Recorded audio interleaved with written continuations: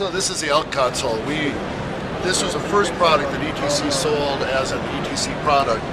It was built around a specification that John Haupt, the lighting designer for Epcot, had given. At that point, the low-cost consoles were the Kliegel Performer with built-in monitors, and they wanted separate monitors, a control panel, and then a separate dimmer interface unit with the brains in it. And the general specification of 2 monitors and 24 submasters became kind of the model of desks all the way through the expression line into the color trend line and a very typical format after John's specification. This had a Z80 microprocessor in it, 48K of dynamic RAM. The memory cards are actually wire-wrapped cards in the back of them. We built 6 of these for Disney and for Epcot, and when we got this back out of service a dozen years later, it was built in 1982, it was still in service and still working. And so in return for giving them a replacement current console, we actually have 2 of these in our inventory, in our museum warehouse back in the States. So this became the parent, or this was the parent of the Expression family. From the Elk console, we launched in 1983 at the USITT conference, the Concept 125, then changed the Concept 250 by putting 3.5 floppy disks in instead of the tape memory for the persistent memory. The Concept 250 had color monitors, and we sold that directly as ETC and also through distribution of lighting methods in Tetronics. From the Concept, the next product in the line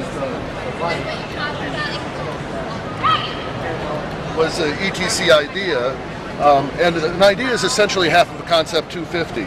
It had 1 pair of time faders, 12 submasters, not 24, and the entire marketing spec for this was done by my wife Susan, taking the face panel drawing of a Concept 250 and a pair of scissors and some tape, and she cut off half the submasters, cut off the time faders, eliminated a few buttons, and that was the entire marketing spec for this.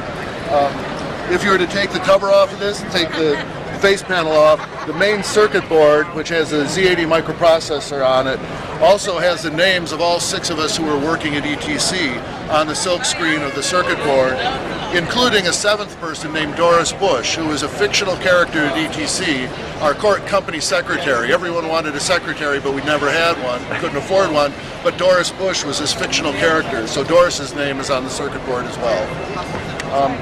From the idea, we still were looking for a less expensive product and a more cost-effective product, and the next product in the family was the Vision. The Vision had 100 channels.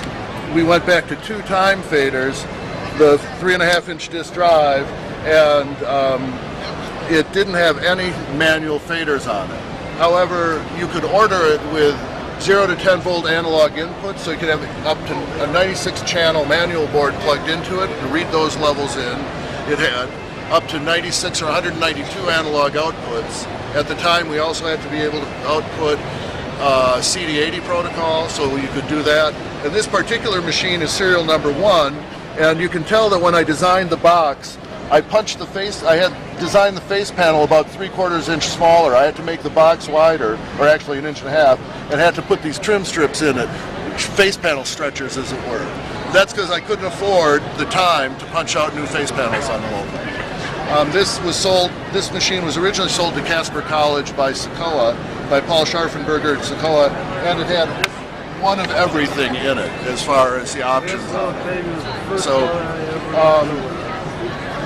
from Vision, we then did the Microvision FX, or Microvision FX, neither of which are here, and then from the original Expression or Concept software, we did Expression, and the whole Expression 1, Expression 2, Expression 3 line. Emphasis was part of that, and then probably our most popular console, the Express console, came out of that.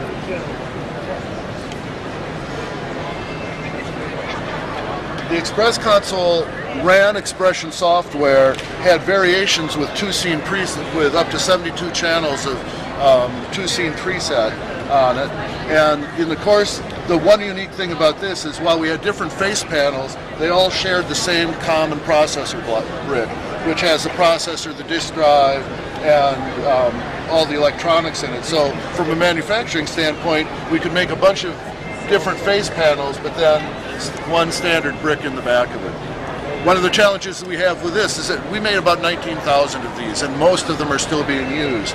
But it's harder and harder to get the 3.5-inch discs to put in them. So one of the things, I panicked about this not too long ago when I said, my God, if you can't buy the discs. So I checked on it, and we bought about 2 pallet loads worth of discs. So hopefully we have a lifetime supply of 3.5-inch diskettes for 19,000 consoles out in the field. It was only about a year ago that we stopped developing the Expression Express line. Over the 26 years that we made all of these products, from the Disney console on through Express and the final Expressions, we shipped over 26,000 consoles in that product family. It added up to about $220 million of revenue. And almost all of the code in these machines was written by my sister-in-law. Well, she was my sister-in-law, then my brother and she got divorced and we kept her. Annie wrote almost all the code in these. A little bit of it was done by a man named Larry Gauthier as well. Great. So that's the history of the Expression family.